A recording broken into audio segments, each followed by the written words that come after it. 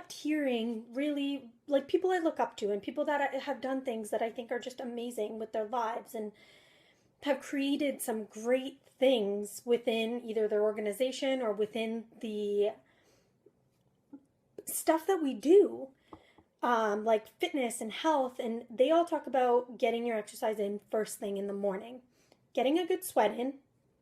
And so over the last, I would say 2 months, I've actually started to like get up, and the first thing I do after my load ball, but the first thing I do is actually put on my running clothes and get out for a run or go into and do like a yoga routine, yoga tune up, and get a little bit of a sweat going. And that has actually shifted so much of the things that I do throughout the day. It's pretty crazy. I'm pretty excited about the stuff that it has happened as a result, and I really wanted to share that as the first thing, that when you start sweating you get so much stuff happening and you get so much moving. And if you're ever feeling stuck, like that's the place to be, is to start sweating.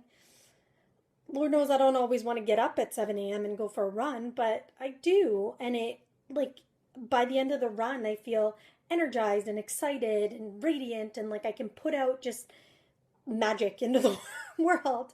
So, yeah, that's what I encourage you to start thinking about, where you can add in a little bit of a sweat here and there. It doesn't have to be every single time, every single day. Like maybe start with 1 or 2 days and then see if you can work in for it to be a little bit more mindful, or for you to be focusing on something really, really good and high vibe. So I was actually just kind of scanning through like the benefits of sweating and all that stuff through. I'm a really big fan of David Asprey and the Bulletproof Diet, and I was scanning through his website, and he was talking about like sweating as part of detox.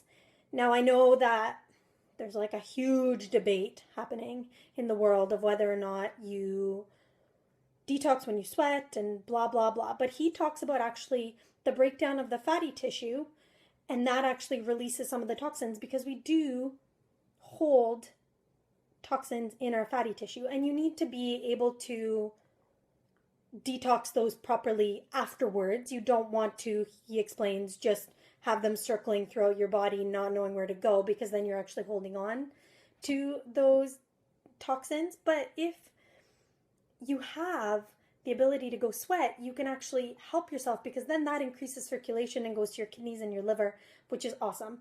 I highly encourage you to read that blog post by him. It's called The 7 Detox Methods That Work. And he's got some really cool stuff in there. The other thing that, I always found really, really interesting is that, like, the Mayo Clinic always talks about how exercise improves your mood. And, if you aren't a big morning exerciser, I really, really would encourage you to start doing it, even just once a week, and, like, sit down and journal afterwards for 5 minutes. See the amount of good shite you come up with. Because, like, I come up with some really good ideas right after a good sweat. And then B, like, just do a mood journal. You wake up in the morning, you're like, groggy, blah, blah, blah. Monday, Tuesday, Wednesday, let's say Thursday's your exercise day. Thursday you exercise and note how you feel after. And you feel good. Like, shit is good. So, yeah, that's my number one healthy hack in my life. It's sort of funny because I used to exercise at like 2 p.m. or at like 11 a.m. and I still got some of the benefits, but I really feel that like motion, like just getting that movement going right away, early morning, has really shifted what I've done. And yeah, see if you can do it. Let me know if you can incorporate it even just 1 day a week, and try and take note and really sit with your feelings for a little bit afterwards and see, like, did this make a difference? Because, maybe everybody's different, maybe it isn't, but I do know that a lot of the awesome high vibe people I follow and talk to, and that's like one of the first things that they say as the quote unquote secret, is like exercise first thing in the morning. get a sweat. And, I know sometimes you also have, that yoga class you love going to, and it's your lunchtime yoga class or your noon or whatever. Maybe that's the day you don't sweat in the morning.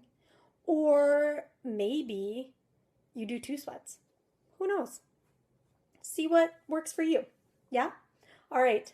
Well, that is it. Is something that I've gotten through,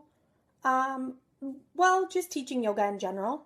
The yoga tune-up community actually focuses quite a bit on it. However, I think yoga in general kind of facilitates that a little bit. So the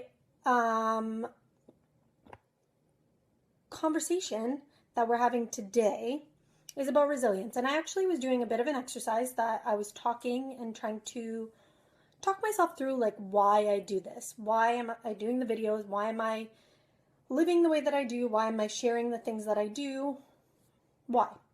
And I was actually kind of mulling things over, and I realized that I feel that I learned a lot of things the hard way, and that I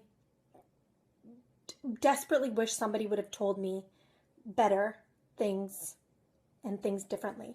So earlier on in my life. And I think part of it might have been my own stubbornness, but I also just think that there was a serious lack of information, because it's not like I was ever a red flag. I was actually fairly healthy growing up. My mom was really into cooking healthy, and I exercised and ran and played sports my entire life growing up. And so I think that I got through that, like, mitochondrial renewal. And so nothing was like a big, like, ding, ding, ding, talk to this girl, like, things are going wrong.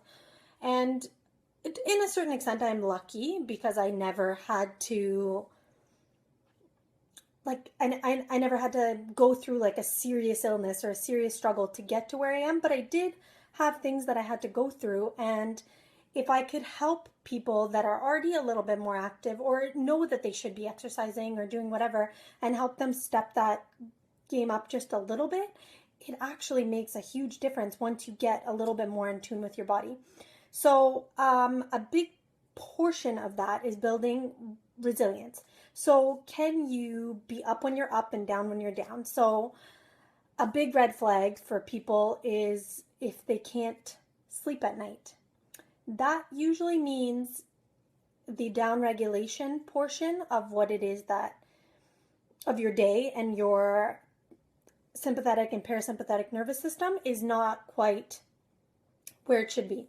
And I'm actually doing basically like a whole ball rolling, whole workshop on this at FitBlog in the UK on September 16th, I want to say. But I'm really excited about it, because this is a lot of high energy people that don't necessarily always understand that you have to come down from that high. Otherwise, it's like a muscle. It's going to get strained if you're constantly working it, and never actually letting it come down. So we've heard of, like, foam rolling and, rolling out on balls and things like that, and that's for our physical, like, your calf's sore, this is what you do, this is how you take care of it. But how do you take care of, like, your mind and your resilience muscle? And how do you know that when you have to be on, you're on, and when it's time to settle down, like lay down to bed, how do you get yourself down from that?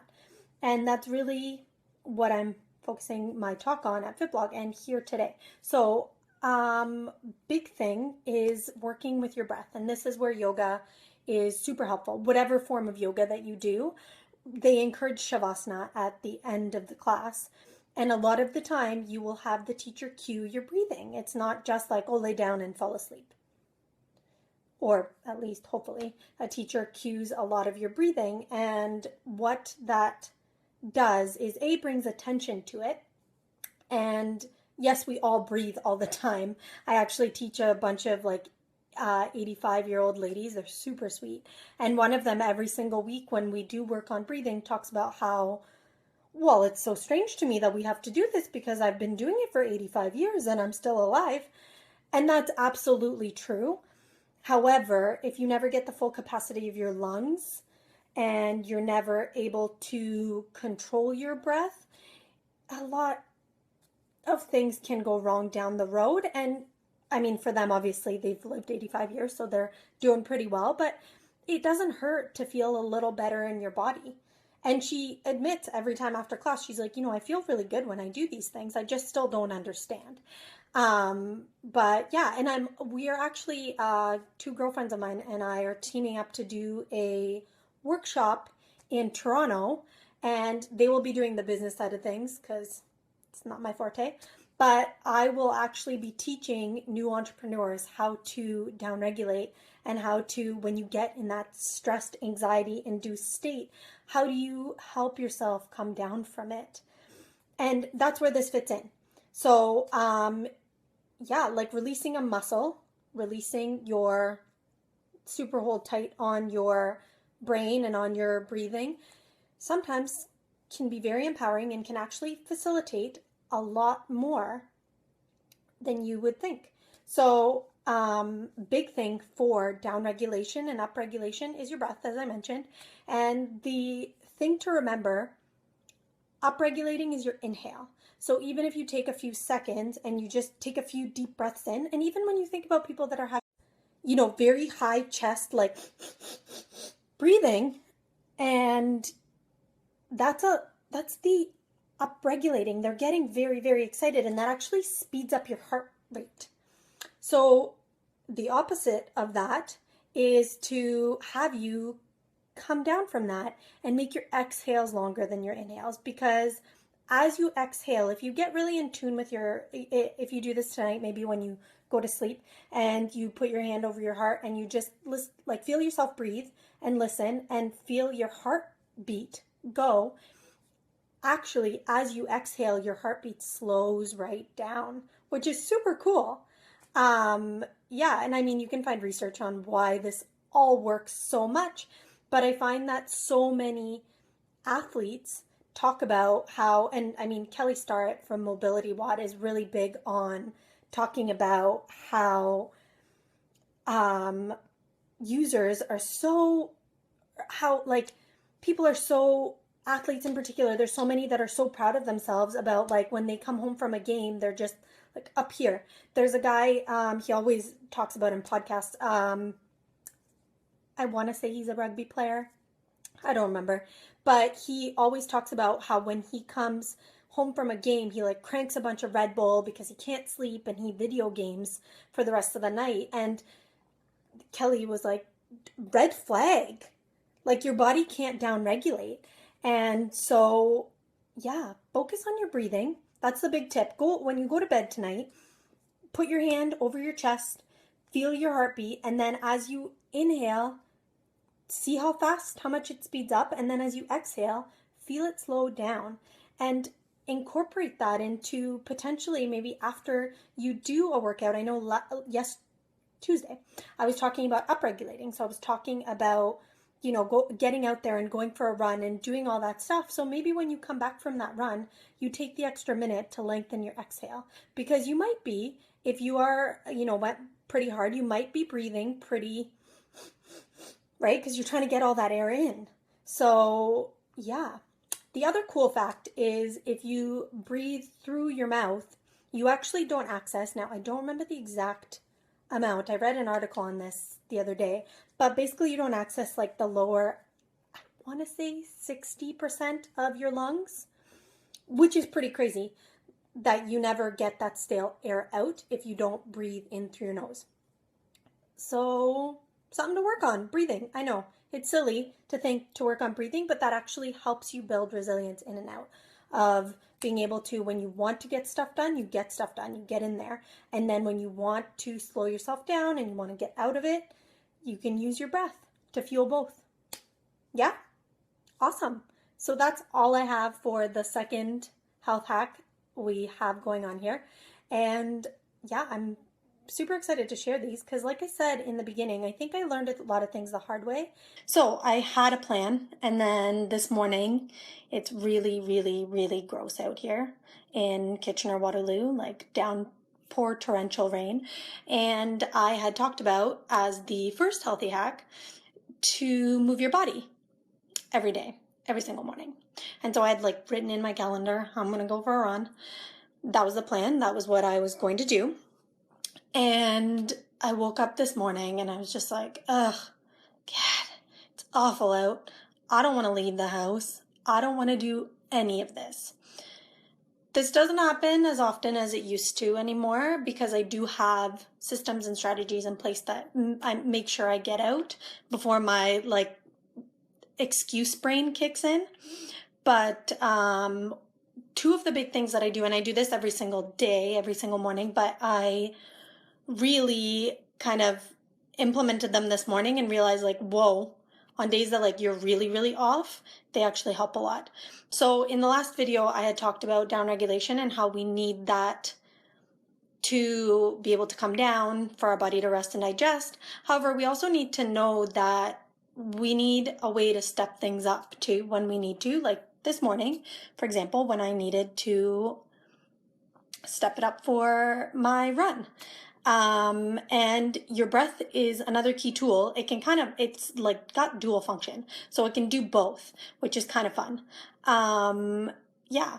And so this morning I laid in bed and I started increasing the length of my inhales. So if you remember from last week, we talked about how you increase the length of your exhales to downregulate, to upregulate. You can increase the length of your inhales, and you'll actually, if you put your hands on your heart, you can actually feel your heartbeat speeding up, getting you ready for the thing that you need to do. A lot of the time, people that get anxiety and stuff, their heart beats really quickly. A lot of it is, I mean, there's lots of different causes for anxiety. I'm not diagnosing anyone, but a lot of the time it is their breath. And I was actually having this conversation with one of my boyfriend's girlfriends, and she was telling me that she actually used to have really severe anxiety, and she ended up going to see a lot of people, and eventually they talked her into learning how to use her breath to calm herself down. And now she's a high school teacher, so she actually talks to kids and actually gives them kind of these tips and tricks. But today I'm talking about the opposite end of the scale. Don't want to leave, don't want to get out of the house. And so I increased my inhales, and I do that most mornings because I do have a little bit of like, I'm a lot easier to downregulate, I think, than I am to upregulate. Once I'm up, but it takes a little bit of time. And I think a lot of us do, you know, when your feet hit the floor in the morning, you're kind of like groggy, go get your coffee, do that stuff. And the other thing I've started implementing over the last probably only about a month, but it's actually made a really big difference, is I've actually started using peppermint essential oil in the morning. And what I do is I put just one drop in my hand, I rub it in between both hands, and then I breathe in. And again, longer inhale, then exhale. And that also makes a really big difference for me. Peppermint is very stimulating, and it's funny because I was having a conversation with a girlfriend of mine recently, and I was we had lunch and she offered me a mint, and I said to her, you know, it's really funny. I've been researching a lot about peppermint since I've started doing this because as a kid, I loved peppermint, like loved peppermint. You could put out like in front of me chocolate chips, candy, whatever it was, and you put out some of those like white chalky peppermint mints. I don't even know what they're called English, I want to say. And I haven't had them in forever, but I literally would not touch a single gummy bear. I would not touch anybody, like anybody. Oh, sorry, I got a message. I got distracted. I wouldn't touch any of the candy, any of it. I would literally just like inhale those peppermints. And I was like the 6-year-old that liked peppermint tea, like loved it. And as I started doing more research and realizing it's very stimulating, and I think I expel a lot of energy. My boyfriend probably agrees. And so my downregulation wasn't so much a chosen downregulation. A lot of the time it was a crash. Like my head would hit the pillow and I was out before I had a chance to breathe, never mind, you know, implement any downregulation. And I realized that downregulation throughout the day and throughout my activity and after my activities and stuff was very important. But I realized because my body was so used to crashing that I actually had a really hard time coming up, and that is where peppermint increased my ability, my alertness. Yeah, it's like my spirit animal. So I have started implementing that, and I also put a little bit in my coffee and my water, and it is just so clearing and cleansing. And if you ever have a whole ton of phlegm, that is like watch out. It's all coming out. So yeah, something for you to try. This is a really quick video. I literally this morning, I was like, I have to do a video on this because I can't potentially go out and pretend like I do this every single day. And I wake up with like just the biggest ray of sunshine. Some days I don't want to crawl out of bed. Today we will be talking about flipping your perspective. As a yoga teacher, we've always been told about, things like shoulder stand and headstand being like the king of poses, and because of inversions. And I do agree 100% that inversions have a lot of good stuff, do a lot of good stuff to our bodies. So personally, I love them. They do so many things. They can improve your immunity because our lymphatic system doesn't have its own pump. So then you can get a little bit more fluid going. There was actually some studies done as well that you can improve your sleep if you do an inversion right before sleep, because muscle tightness releases within 10 seconds of an inversion. And, boost your brain, you get more blood flow, things like that. So there is actually some really, really good benefits to inversions.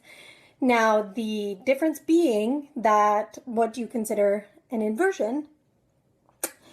And we kind of just dim it down to where your head is below your heart. However, if you have your feet up the wall, so you've got the legs up the wall pose in yoga, that's still considered an inversion, even though your head's not technically below your heart. And some people even prop their head up. Not exactly sure of the reason for that, if I'm being honest, except for like tight neck, text neck thing going on. But so a few ways that you can do them really, really safely and go through your own version of what can be beneficial for you. I mean, I usually, if I'm feeling really, really stuck personally, I like to jump on and do sometimes a more passive one. If I've just come back from I ran a lot today and I'm tired, I don't really want to jump in and do handstands. And you don't have to. That's the really cool part of it. To get the benefits, you don't have to do that. So what I normally do if I'm tired is so there's a few options, legs up the wall, and just, plug in, I'll talk about this elsewhere, but the benefits of meditation. Sometimes I just plug in like a quick 5-minute meditation and put my legs up the wall and enjoy myself there as I get that endorphin rush and that like adrenal gland cleansing and flush, which is awesome. The other thing that I like to do sometimes right when I come back from runs is I actually like to do a supported bridge pose. So that means taking a block or sometimes a Coregeous ball. Stay tuned for more on Coregeous balls because they're awesome. But that'll be in another video. So a Coregeous ball, placing it, or a block, placing it. If it's a block, I usually start at the lowest setting, and that's what I tell my students. And then you can kind of work your way up, making sure you're not creating a really lower back lumbar crunch, right? You don't want to compromise your spine because you're getting the inversion. And I think that's where we kind of have a little bit of a disconnect, that's the word I'm looking for, in between yoga world and physiotherapy world, and where we bend right at the low back and we kind of crack our back backwards, and we think that's very safe. And from a personal experience, being in that anterior tilt and then going through back bends, I actually ended up not having the musculature to pull my body into neutral with my core, because I also ran and I would just lengthen that stride using that. And so I try and be very mindful. So I usually would rather people were like slightly curved through the low back, like rounded, than in a back bend. So I place the block at the lowest setting on underneath my sacrum, and I just lay there and breathe, and again, maybe plug in some meditation or just work on increasing my exhales, because I talked about that in another video where I really let my body calm down, let it come down from like the high energy that, we tend to be, our whole society. And I am very hyped. Thank you very much, Periscope. So yeah, so you end up coming down from that and getting down regulated, and it's amazing. It has so many benefits. I mean, you can look them up. I'm not going to sit here and like rhyme off studies, but there is so many benefits to inversions, and doing them safely. Safely is the key. It's awesome if you can kick up into a handstand, but if you're compromising your shoulders or other, like your low back or other areas of your body in order to do that, is the benefit worth it? So how can you bring yourself into a better benefit from that? And I will talk about shoulder stand on another rant, we'll call it. But yeah, that is all I have to say on that. I just wanted to, when you're feeling stuck, when you're feeling like, maybe I don't want to do this, maybe I don't want whatever, flipping your perspective. So putting yourself in an inversion, even a micro one, and going from there and letting your body do what it innately wants to do. It wants to heal you. It wants to get more blood flow to the brain. It wants to do those things. So help it. I'm a true believer in our bodies want to go to the next level of our performance and of the things that we can do, but they need assistance, and we need to give them the right tools.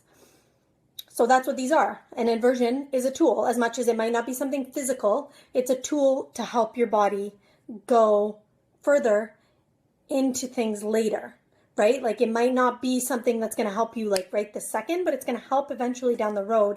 And that's what you want. You want your body to perform at its optimal, and you want to know that you can always grow and you can always go to that next level. That's it. That's all. That's all. It's fun. Today it's going to sound really floofy, but I'm totally okay with it. I'm over it. I was chatting with a girl last night who loved her. We are just like on the same wavelength of life. And we were talking about how, vibe and stuff sounds really floofy when you talk to people and they're like, oh yeah, your vibe, totally, for sure. But really, it is. Your vibe creates how healthy you are in the long run. And when you think about, we all know, we've been around those people that we're just, you walk into a room and you're like, God. There was a post on, somebody shared about Friends. And, for those of you that know me, know that's, I'm religiously attached to that show. And they talked about how, Ross is made fun of and whatever in the show, and the very first episode where Ross says, he comes up and says, hi. And Joey goes, this guy says hi, and it makes me want to kill myself. And it's the vibe he's giving off. He's very sad in the show, which is totally cool. And, totally allow yourself to feel the emotions you feel. But you feel it when you walk into a room and there is just this, you clearly can tell people were fighting or talking about something or whatever right before you got in the room, and you feel that vibe. And so you give off that vibe. If you're a happy-go-lucky, doing well person all the time, and not all the time, everybody has highs and lows, but if you try and put yourself in that positive space more often than the negative space, you end up attracting more of that, because, nobody wants to hang out with those people that are just like, meh, meh, meh, all the time. And, the girl I was talking to last night, we were talking about how, she went to a meditation retreat last weekend, and it was just one of those things where you could, they actually did science behind it, where they measured the energy on a Richter scale of what was going on in the room. And it was just so crazy and cool to see that actually the energy in the room, because it was hundreds of people meditating, had shifted so much that it was crazy. It would almost it's if a doctor saw it, they would be it's almost like seizure levels. So, really, really cool stuff. And yeah, so your vibe, changes what you do. And over time, it will change you as a person. It will change you. And what I actually didn't know is they have done studies, and this was what she had told me, that actually when you change your own vibe, and if you change the vibe of the person the person you're with also changes their vibe, you can actually change the genetics, because there is such thing as epigenetics, right? So where we all have the same genes as like our parents but in some people they're active and in some people they're not. And a lot of that is habits and lifestyle and things like that. But you change that stuff and you can actually change the epigenetics enough that you can change the genetics in your kids, which is so cool, because that means you can put out like a better human being eventually one day, which is kind of awesome to believe that you can have that much of an impact just by being a better high vibe, awesome self. Yeah. So that's it. That's all I've got for today. Actually, let's just, what's a good way to raise your vibe? Things that I do personally, gratitude is huge. So every single day, sitting down before you go to bed or when you get up in the morning and thinking like, what was I grateful for today? Or what would I be super grateful? What was I grateful for yesterday? What would I be super grateful if it happened today? Depending on what time of the day you do it. And just letting that vibe be put out into the universe. Another thing that I do is exercise. That'll put out a completely different energy because you get more of a radiance about you and you get more of a positive, uplifting energy instead of like, I'm tired. And everybody knows once you start exercising, all of a sudden you have more energy. I wonder why. Yes. So I moved to Germany a few years ago with my boyfriend who had already been living in a house for a while. And it was a beautiful, beautiful house. It's just older. It was different. And pretty much within a few months of me living there, I felt like complete junk. Like I was not myself. And one of the other girls got diagnosed with thyroid issues because us North Americans have iodine in our water, whereas when we go to places in Europe, we don't end up being able to look for iodine, which to me made sense because I would get up in the morning and just want to like drink a cup of salt. No word of a lie. And I think I was predisposed. I mean, we've got quite a bit of autoimmune things going on in my family in the past and currently and whatnot. So, I started researching it and I did a full blog post on this that will go up within the week, I think. I don't know. I have to double check that. But anyway, so I started researching it. I figured it out. I got on a diet that was just phenomenal. I started taking some supplements. It was awesome. Like I felt good and I was like, hallelujah. The power of the human body. You can heal yourself. Amazing. But I kind of felt like junk all the time. Not all the time, but anytime I ate like crappy, I would be out for like 4 days, which is not, like me. Like my body's pretty resilient. So, it wasn't until we actually went to Greece for about 2 weeks at the end of that first year. And I was actually having a bit of a meltdown. And I didn't actually tell my boyfriend this until actually today. But I had a bit of a meltdown going to Greece because I was like, I'm going to I'm going to end up having to be on drugs and having to take all this stuff for thyroid because I'm having when I have like a little bit of wine, I'm having issues. I can't do this for 2 weeks. So I was actually really, really insistent on doing Airbnb, which I think at the time it sold them because, it was going to be a little bit cheaper too. But also we got to have home cooked meals because I was like, I have to cook. I have to do it. And it wasn't until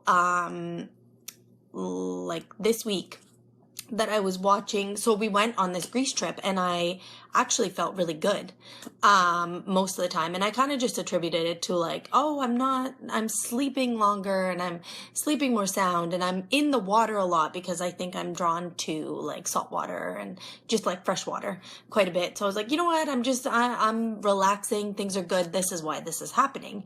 And so I kind of attributed to that and I didn't really dig any further into it. And it wasn't until the year after that I started babysitting my friend's puppy, cute dog. Big though, so needs really long walks.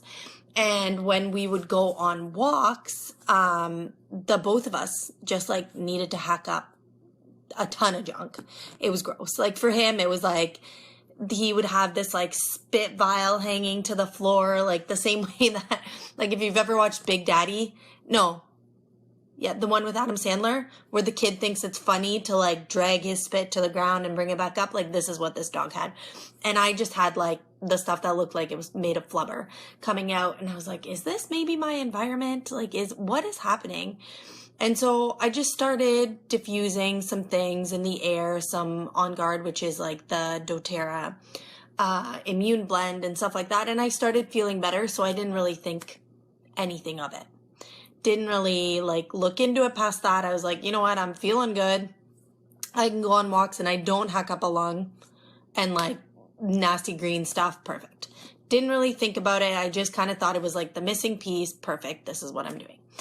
I felt fine. So whatever. So about a week ago, I was watching a broadcast of David Asprey's from Bulletproof Exec, and he's just amazing. Like, I love his stuff. And I was watching, and somebody asked something about autoimmune disease, which is what I had figured out, like my thyroid problem, part of the autoimmune family. And he said, get the hell out of a moldy environment. Like, that is your cause, most likely. And I thought back and I thought, oh my God, my mind is blown.